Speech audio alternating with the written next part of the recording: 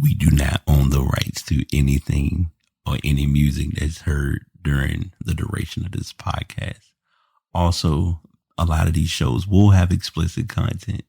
So if you are not a fan of any cursing or profanity, you may want to walk away, but that does not mean that every show will consist of such. Are you serious? Like, we at season 7, like 1, 2, 3, 4, 5, 6, 7 seasons. Yeah, season 7.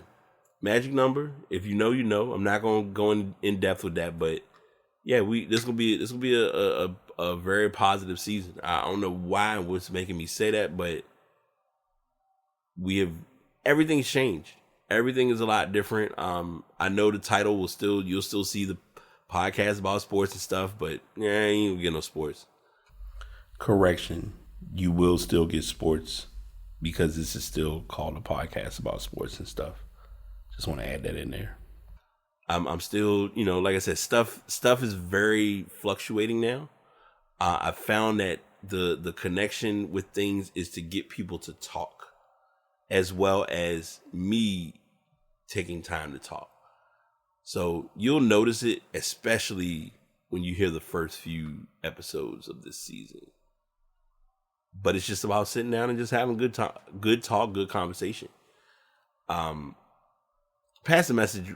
Y'all know they ain't going nowhere. If you know, you know. If you've been around for a while, you already know how we give it up. But just hang in there. The content's amazing. The moves are even more amazing. And just put yourself in the right headspace to get this information. So hope y'all enjoy. What's going on, y'all? How's everyone doing? Episode 373 of The Pass is here. I am your host, BT. We have a very interesting episode today, and I was able to learn a very valuable lesson with recording. And that number one lesson is whenever you leave home, the one thing that you should always have with you is your charger. And I did not bring my charger for the laptop, so we're gonna roll through the show. We should be fine because I have a newer computer now, so it shouldn't be as big of a challenge, but just something that popped up in the packing / pre-pod preparation. So, hey, when sometimes things will happen and you really aren't sure what to do or how to do it, but like anything, the show must go on. So, as you can see by the title, we're going to kind of ramp up the show a little bit. And I will go ahead and tell you now, since I haven't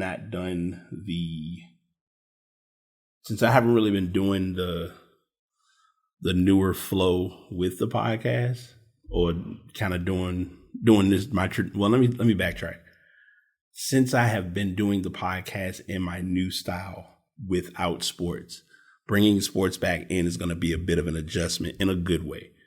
Because there is like a different style, there's a different formality, there's specifics of just making sure I have all my topics and everything that I'm going to talk about leading into each topic or each conversation piece. So we gonna get through this thing one way or the other. So hang tight for 1 sec. All right, much better. I'll be multitasking, preparing, doing what I do, and we're gonna make this show rock. So first topic up, since we are bringing sports back, is the playoffs are here. The playoffs are here. We officially have all 16 teams. We have done our play-ins for the extra 4 teams so you had your initial 16, because both divisions had to get 10 teams in, and they did like the play-in matchups. So Atlanta was able to beat Miami. Chicago beat Toronto, which then led to Chicago playing Miami for Chicago. Chicago then went on to Chicago beat Toronto, which led to them playing Miami. Whoever won that game would get the 8 seed. Miami got the 8 seed, so they're playing the Bucks. On the West, Timberwolves played the Lakers. Lakers won that game.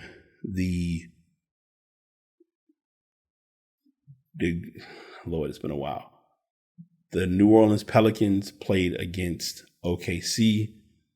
OKC won that game. The big conversation, the big question was, will Zion play? Of course, Zion did not play. Fast forward. The Thunder played against the Timberwolves, and it was mostly the Timberwolves game. Something crazy would have had to happen for them not to get in, but they were able to get in. So their reward for beating the Thunder was they get to play the Nuggets. Early projections on a lot of these series right now. So the Nuggets are playing the Timberwolves. I'm going to call the Nuggets in 6. Suns against Clippers. Going to go Suns in 5. Kings Warriors. I think that's the one that everyone's talking about, especially with the Kings. This is their first playoff appearance in quite a while. I'm going to probably not be surprised if anyone else agrees in saying Warriors in 7. Lakers Grizzlies. Everyone's anticipating this matchup because it's Dillon Brooks, kind of the Dillon Brooks versus LA beef and all that stuff. This will be a little different because Memphis has home court. Early projection, unless something crazy happens, I'm going with health on this. Health is going to be the conversation with this one. And that's relevant because it's going to be really a key piece in how the Lakers do in this series. So if the Lakers are at full strength, the X factor still for me has been Jared Vanderbilt. It will still be Jared Vanderbilt until otherwise noted. I'm going to take Grizzlies in 7. I don't know. We'll circle back to it once I'm going to do something different this time around with the NBA. I'm not going to give updates each week. I'm going to update once the series are over and we're in the semifinals. Then we'll talk about the semis and go from there. On the East, Bucks Heat rematch. Bucks should win in 5. Cavs Knicks. I'm going to go Cavs in 6. Sixers Nets. No one should be surprised by this, but I'm going to call it a sweep. No Ben Simmons. I like Mikal Bridges, Cam Johnson, both good basketball players that they picked up in the trades. But yeah, I'm taking Sixers in 4. And Celtics and Hawks, I'm going to take Celtics in 5. So those are my early projections for the first round of the NBA playoffs. WNBA draft happened. Yeah, so I know a lot of people might be shocked because normally I don't talk about women's sports, but I am going to talk about it because this is my platform. I can do whatever I want. As y'all know, I'm going to do anyway. But on the real, the Indiana Fever had the first pick.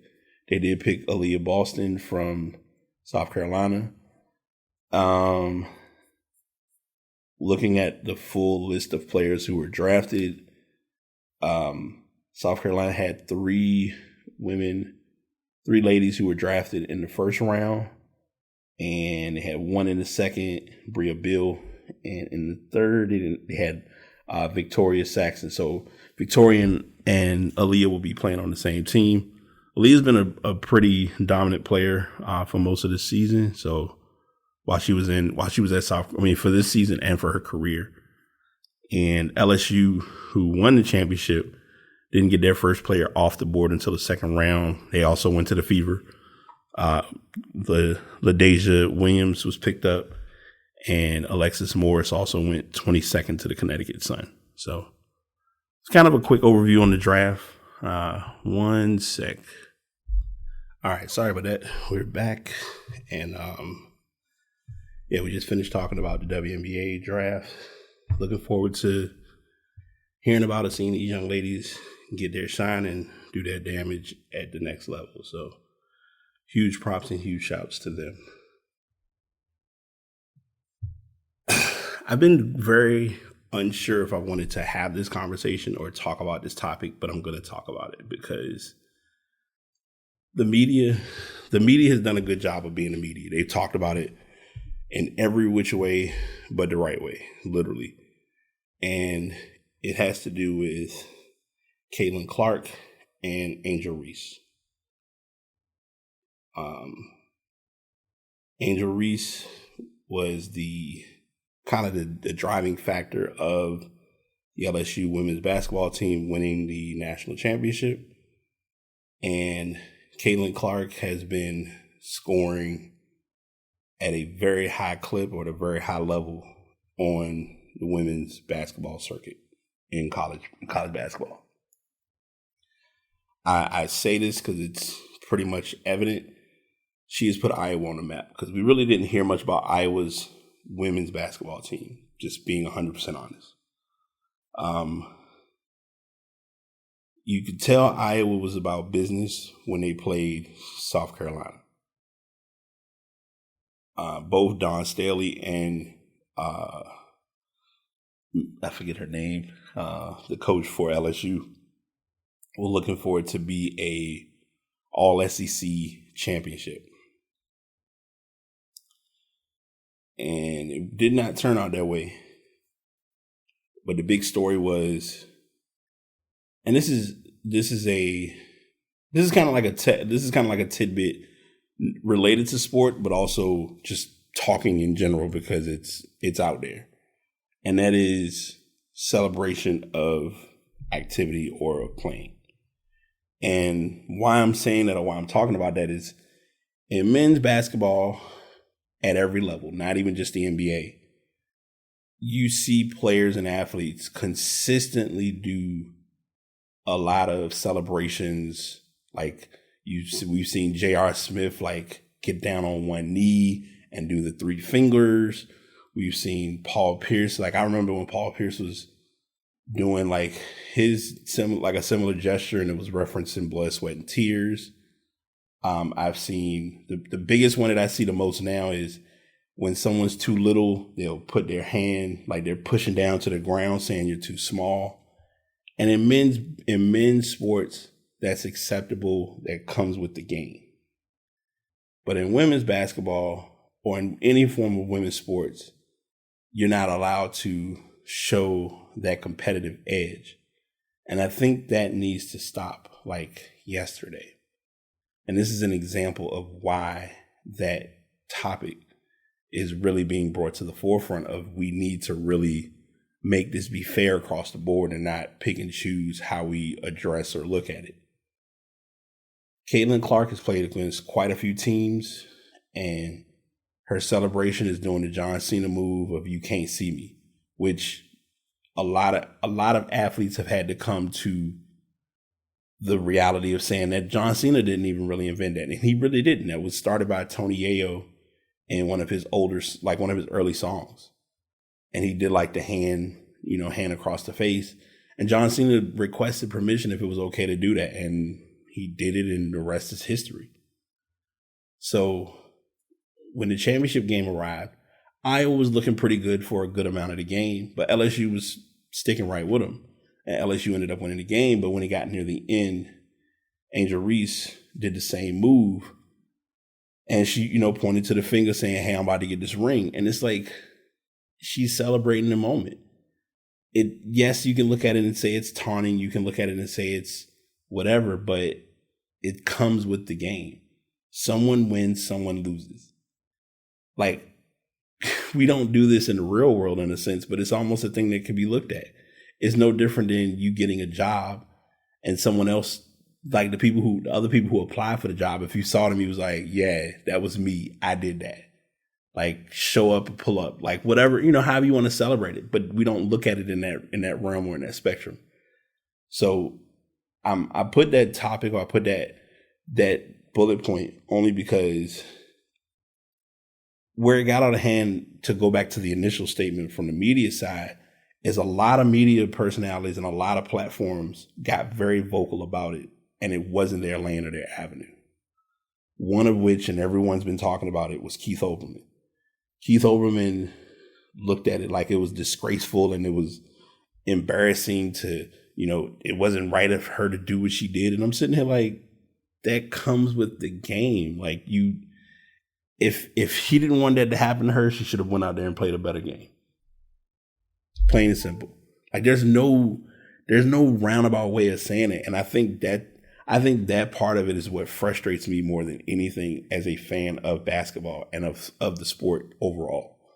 So when that conversation came up, I was highly triggered by like how big of a deal that was made when it really wasn't that deep. So I wanted to get my thoughts on that before we got into too much of some other topics, but I mainly wanted to be sure that got some attention and got some shine. But all of that being said, like I said, I'm happy for the LSU girls, and her name is Kelly. I'm sitting here saying I want to say McCalkin, but I don't think that's her name. Like, I usually know most of these.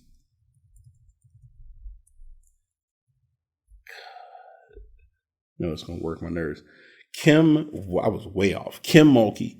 And the reason why it's a big deal with Kim Mulkey, because she's one of the first players, one of the first coaches to win a championship in every aspect. I think she's won it at college level.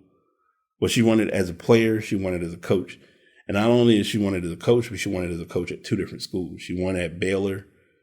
She ran I'm still trying to figure out, and I don't know the ins and outs of it, of what happened with Baylor, why she left as a coach. What that was all about. But she is now at, oh boy, I hope that's not the case.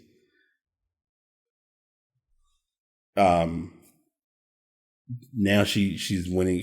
Got a championship at LSU. So props to her for that. That's everything I got on sports. Stuff is going to be, a lot of these are topics. A lot of these are topics I already have pre-written. Some of them are going to be from my tablet, but we will definitely get into the discussions and the topics at hand, because there was quite a bit that has gone on. So first up, we did a bit of a fintech conversation or fintech talk, but it looks like the fintech attention has picked up even more. Now, I'm not sure if I talked about this on the show already, but the owner of Cash App was stabbed to death. Now, I know I'm coming in with that like super aggressive, but the founder of Cash App, that the person who unalived him has been found. Bob Lee, who was the former chief technology officer of Square and the founder of Cash App, passed away after a stabbing incident in San Francisco. They confirmed his death back on April the 4th, following a police response to the incident at 2:35 a.m. Local time. He was found with stab wounds. Details from the police department have revealed the suspect's name to be Nima Momini. According to his LinkedIn profile, he lives in Emory in the Bay Area. Momini is the owner of Expand IT. It describes itself as a one-stop technology and security provider for enterprise software companies.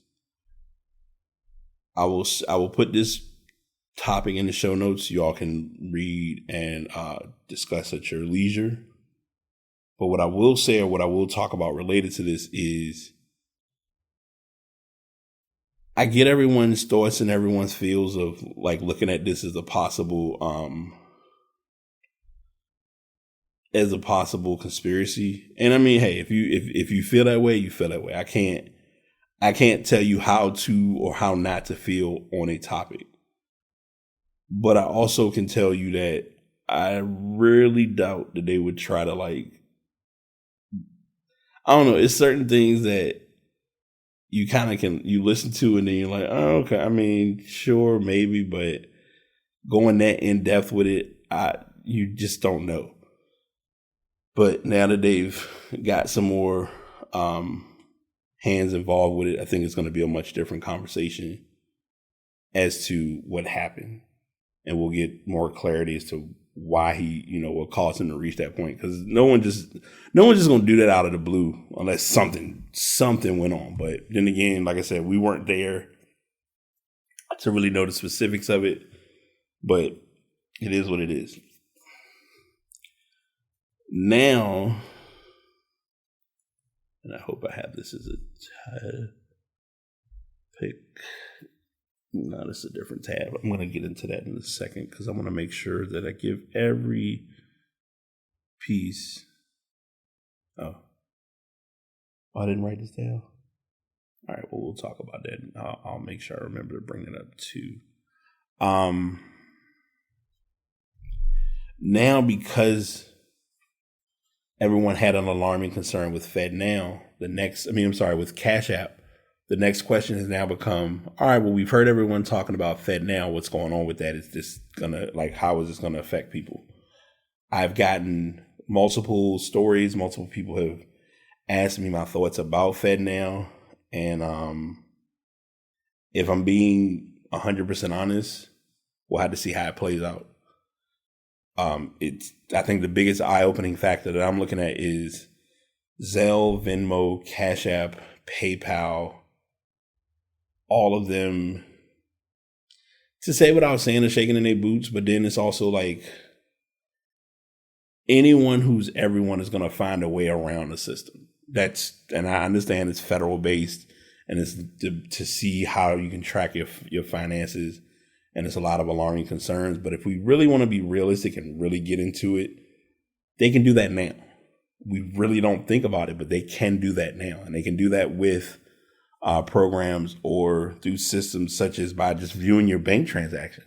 You really, you have your account private to where you can log in and access it personally. But as far as because you're under FDIC, if something of legal involvement occurs, they can always go back and look at bank statements. They can always request information from banks because if it's involving a possible case or anything like that. And I know no one's really thinking about it to that extreme or to that level, but it's something to take into consideration whether we realize it or not. So just be cautious. To say what I was saying, be cautious, be aware of what you're doing and how you move or operate online. Because even if you don't think it does, it can come back. Stuff can come back in ways that you wouldn't even think that it could. So I just always share that because it's one of those. It literally comes with the territory, as weird as it may sound. And yeah, that's really all I have on that topic itself. Okay, they did send it. So Amazon is joining the Chat GPT boxing ring. They've made their own version called Bedrock. I made a joke with someone, or I've made this joke with a lot of my friends. I don't call it Amazon. I call it Jeff Bezos.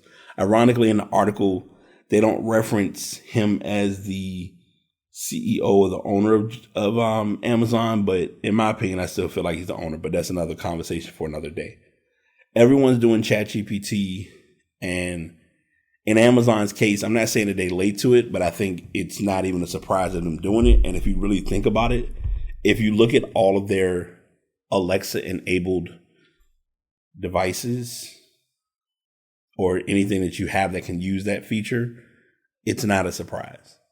It's an unmet potential. It's an open door that could lead to solid, worthwhile connection. So, I mean, it's almost like the age-old phrase of like, when in Rome, do as the Romans do. But it just comes down to personal preference and what works for you in your flow.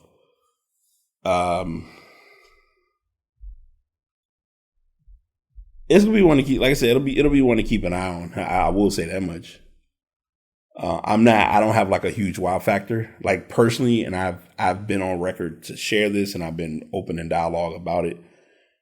My maximum conversation when it comes to ChatGPT stops and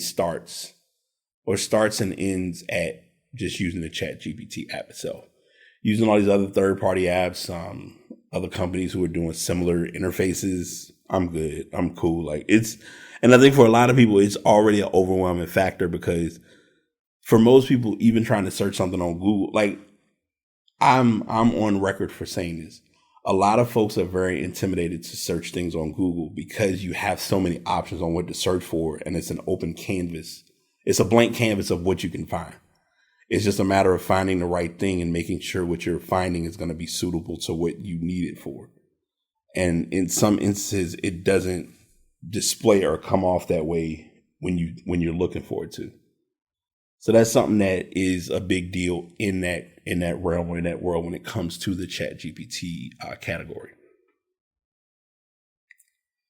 I'm a really all right. So I'm looking at my stories. I want to make sure I give these the right attention. Microsoft is going live with Microsoft Loops, and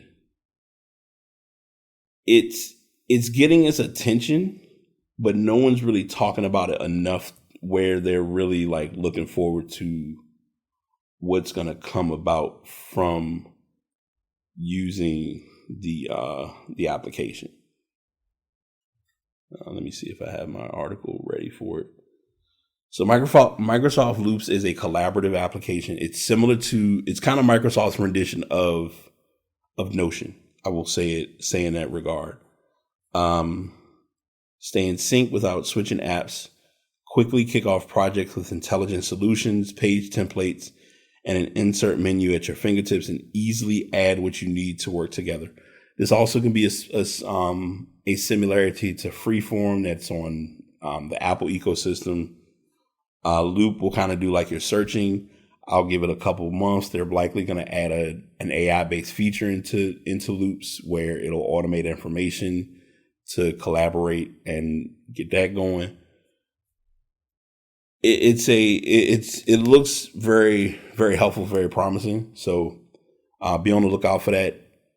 Most companies, I believe you have to get permission from your company to use the platform or use the application. So seeing that play out will be pretty big. And that's kind of like an overview of Microsoft Loops.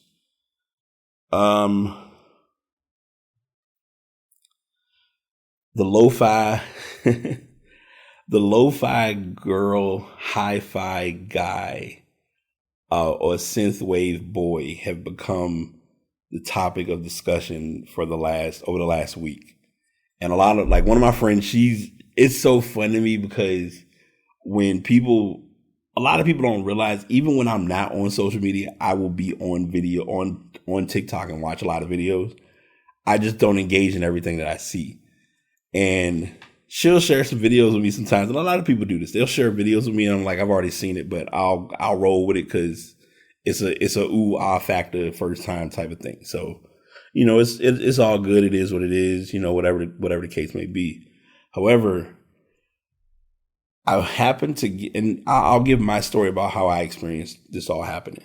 I got up one morning, went through my morning routine as usual, and I looked online and I'm like, why did the lo-fi girl page change? Like, this is not what I'm used to seeing.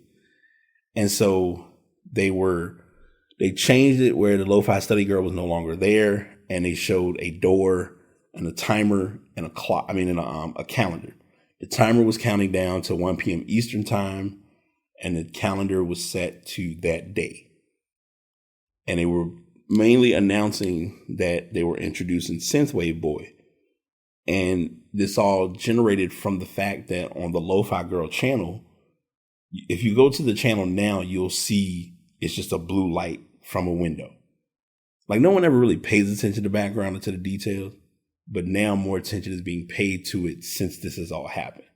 A lot of people thought when this was being announced or this was coming up, it was going to introduce Lo-Fi World, which Lo-Fi World has been in existence for quite some time.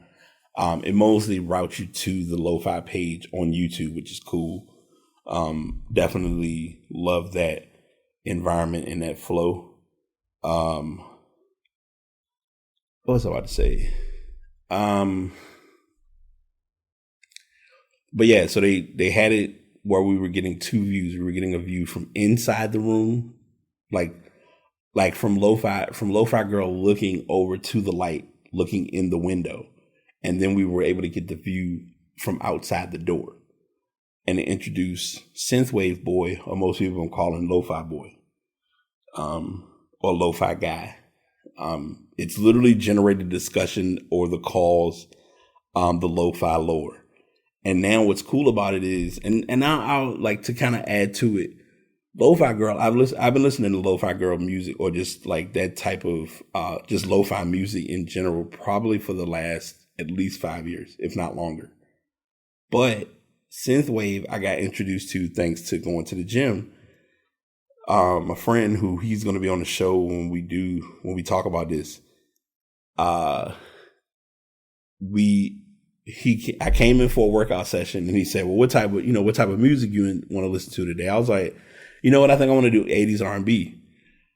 Or no, I said, I want to listen to 80s music. And he was like, well, what type, R&B? Do you want to try something? I was like, let's switch it up. So he found Miami Nights 1984. If you listen to Synthwave and you listen to Miami Nights 1984, they are very similar in how they play and the type of songs you're going to hear, the type of flow that comes along with it. So I was pretty hyped about that and definitely enjoy listening to Synthwave Boy. And I've already on Spotify and Apple Music have those playlists like saved and ready. So I'm in it. I'm a fan. But yeah, that's that on that. Organizational time. Had a convo. Someone had reached out to me and was looking at trying to do some tasking and just kind of organizing and structure. And I've kind of seen this as being what I call the big three. And the big three is a note-taking application, a reminders or a task application, and a calendar application. There's nothing wrong with pen and paper. Pen and paper is going to work all the time. Even as I'm recording today, I will admit my organizational skills have been like, man. Bullet journaling has been super meh. I've just not been there with it. No one's fault but my own, and I'm open to being accountable and responsible for that. But I'll give this in two forms. I'm going to give it from the Apple form, and I'm going to give it from the Google form. I'm not going to give the third-party apps. I'm going to give the main basic app that I would say is your simplest and most convenient. For Apple, if you're doing notes, I would say use sticky notes. Use sticky notes. I think it's called stick. You have stickies, or you have just a notes app. For my Android folks, you can use the sticky notes app. They should have one. Or you can use just Google Keep. I would say Google Keep is a pretty solid note-taking app that's part of the Google ecosystem. Reminders and tasks, this is going to be no surprise. On the Mac side, it would be, or the iOS, it's going to be the Reminders app. It's literally just called Reminders. Reminders has grown tremendously from what it used to be. For Windows and Android, I would definitely say Google Tasks. Google Tasks, to this day, I always will tell people Google Tasks is how I was able to get my certification for junior software engineer. That really helped me with like writing out what I needed to do and how to go about doing it. So it's very, very, very helpful. From the calendar aspect, for Mac or iOS, just the calendar app. You just get a calendar app, you're good to go. For Android/Windows, or just Android in general, Google Calendar. As an added bonus, and I guess if you want to say for Gmail or just a regular mail app. If you're managing non-Gmail accounts or non-Google accounts, find a third party. I would say I'd even go, if it's allowing you to use it as a free resource, use Outlook. Because all you're needing it for is just to pull the emails in. And that's mainly my spiel on that. Using these apps interchangeably and using them to your advantage is going to help you boost productivity, phone and tech wise. Now, if you're still old school where it's pen and paper, literally, I've been big on saying this. Find a nice dry erase board that has just a calendar. Find a dry erase board that has a nice size dry erase board that you can write anything that you need to write on it. And those are going to be your two ways to start like your tasks and your organization. To take it a step further, the third board I would get is get a cork board. Get an inexpensive cork board. Cork boards are very helpful. Like I will say in the last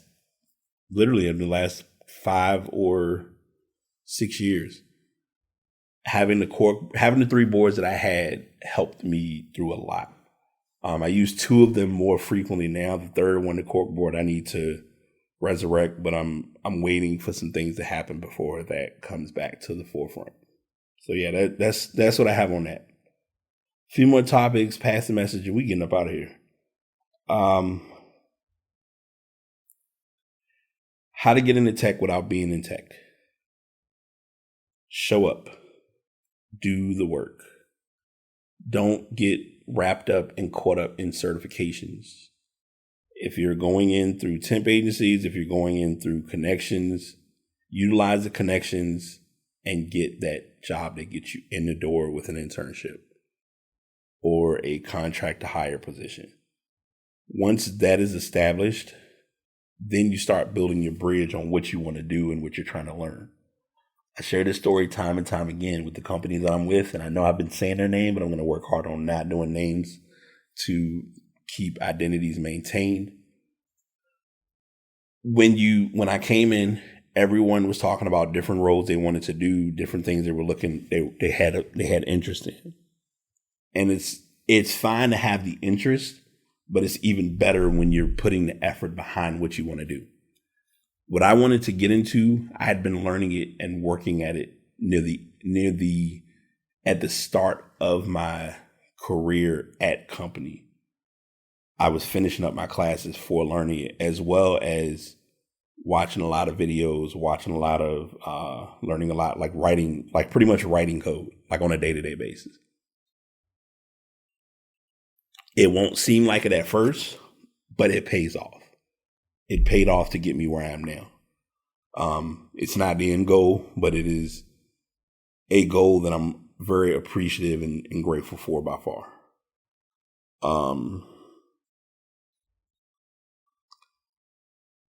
Someone shared, one of my good friends, he shared a great video with me. And when he shared this video, I realized this is what exposed the reality.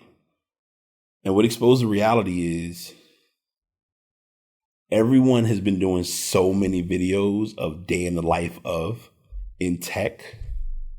And because so many, like, people do not think that there's not someone who's watching social media. That is a bold-faced lie. They're watching. They pay attention to that joint just as much as you do. So there have been people who have been out there watching different videos of folks putting up, this is a day in the life of a software engineer or a day in the life of a cybersecurity person. And the more that those videos are being shared, the more that it's being clear that, okay, you got more time to do videos about the job. We need you to do the job. And so it got its productivity attention in that regard, but it did not look good. And a lot of companies were like, all right, I won't say that those people who are what caused a lot of the tech layoffs, because then it was, and then and thinking back at it now, it's like, dang, I really never thought of it like that, but it makes plenty of sense. You would see everyone do all these day in the life of whatever role. And I would say in the last month or two, there were a lot of videos of, I got let go from my job. What's next? And it's like, we wouldn't have had all these, I got let go. And they were all within a matter of weeks of each other. And there were so many people doing these videos. So all of that being said, I'm open in saying this myself. I've recorded content related to talking about tech. but I've posted nothing about where I'm at, what I do, my day to day, none of that. Because if that gets in the wrong hands, that's pretty much how you put yourself in a position of not being employed. Period, point blank. Just maintain yourself and enjoy a moment, and you can give the information and still not feel like you're gatekeeping. Like you want to gatekeep the information or gatekeep the roles and the opportunities, but you don't want to put it where it's like we blocking it off so nobody can get in. No, folks can get in. It's an open door. It's literally open doors of opportunities to get into the IT world.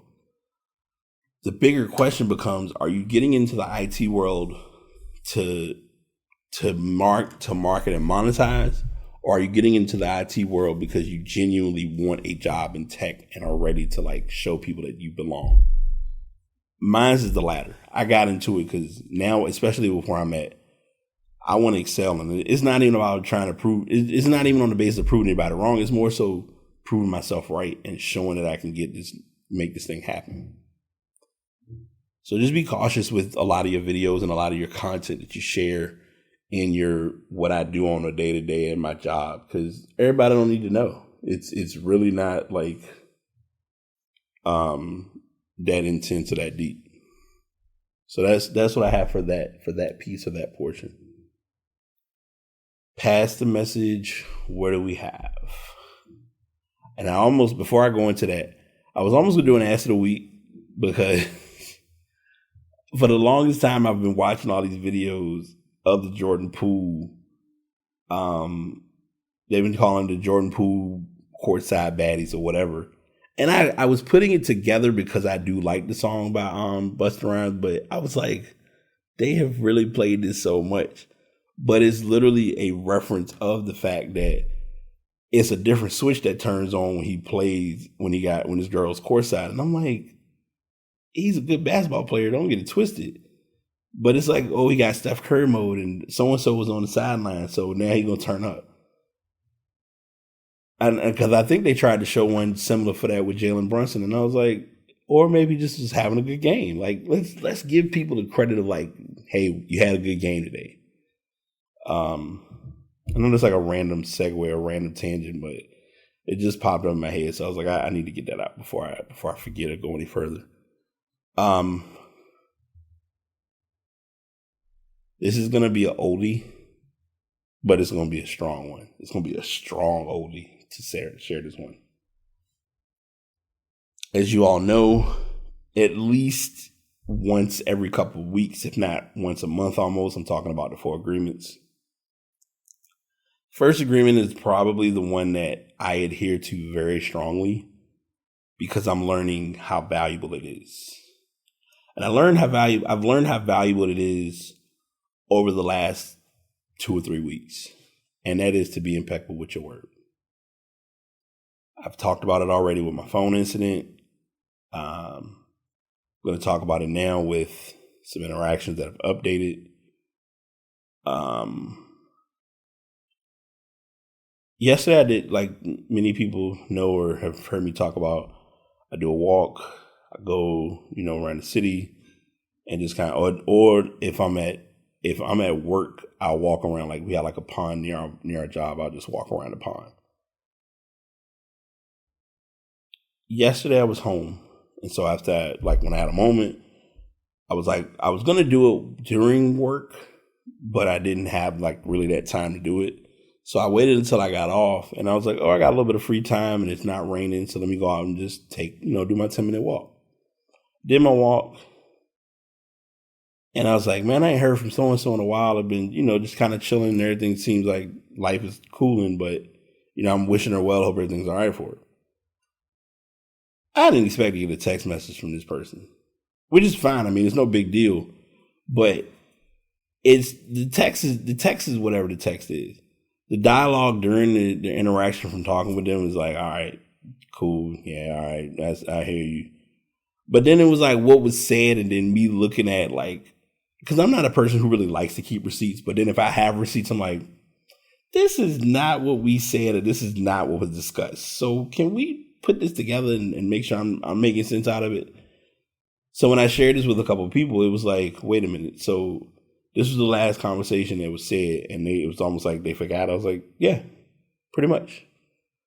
And it's almost like I could put more responsibility on them, or I put more responsibility on myself, which I'm taking the self approach of, hey, maybe if we didn't say the things that we said, we probably wouldn't be in the position we're in.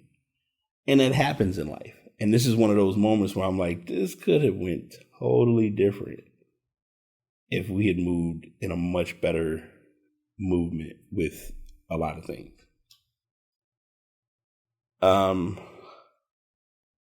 Your voice has more power than you realize.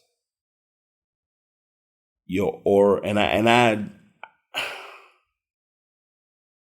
I'm being vulnerable on this podcast because it's just where I'm at today. At times, you're not going to realize the power of your aura until your aura has to show up.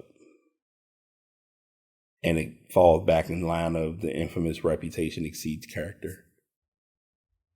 And I'm using those phrases and I'm going down that road or that path and saying this because we really don't think about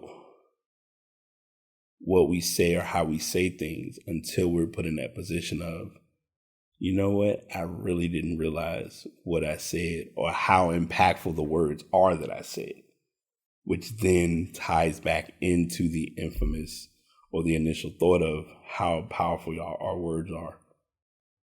The power of words, the power of thoughts. Speaking and placing powerful thoughts on yourself plays such a big role in your day-to-day without even knowing it. And I'm saying that because I really want people to look at how your verbiage can make an impact, even if you didn't intend for it to. So that's my message for today. That's the vibe I'm in. That's the mood I'm in. That's what I really want people to kind of zero in on, or hone in on. And just like I said, put yourself in the right position to not be stressed by stuff that's just not worth stressing. And we're gonna make it, man. We're gonna get through this. I know I say that frequently, but we're gonna get through this, and you're gonna get through this. Whatever it is that you're working through or dealing with, you're gonna get through it.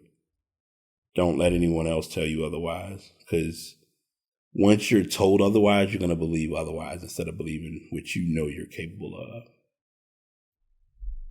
Crazy quote someone sent me. Like,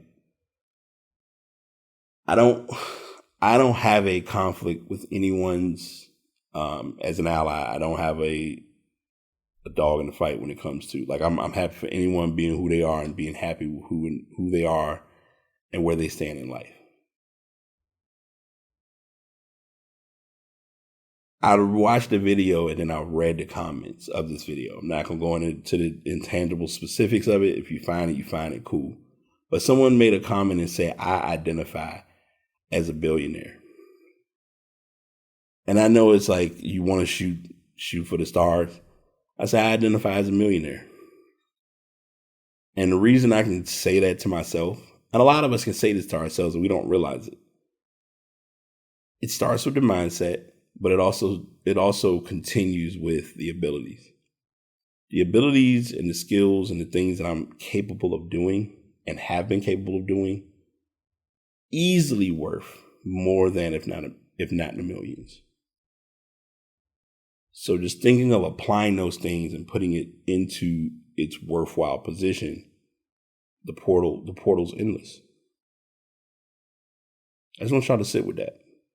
You know, the initial message was be impeccable with your word, but who do you identify as to you, not to the world? Because the world will see what the world will see, but it's who you are and what you do that's going to generate you to be a better you, and then get others to see who that better you is and what he or she looks like. I want y'all to sit with that one. I really want y'all to sit with that one. I hope y'all have an amazing day. Will likely probably be getting this up tonight because, that's just where I'm at. But until next time, this is the Pass signing out. Y'all take it easy. Another episode is completed. Thank you all for listening. If you want to check out the podcast, you can go to buzzsprout.com. If you're looking to do podcasts, you can go to buzzsprout.com. To get to my podcast, you'll go to the passbtpod.buzzsprout.com. If you're looking at getting a microphone, I always suggest getting the Blue Yeti X. That is the microphone that I use. If you're starting off and you need something more affordable, Samson Meteor, it's a worthwhile investment. And there are other microphones that are going to be simple enough. My big suggestion I tell everyone whenever looking for a microphone, be sure that your microphone has the ability to have you listen to your audio or listen to yourself as you're talking. It will make a big difference in your editing and your podcast. Also, most importantly, and I tell people this is a tip offline, but I'm giving this in the final listen or at the end of the show. Drink water while recording, and also just drink water in general. But drink water while you're recording, and the reason why, you'll be surprised. All right, see y'all on the next show.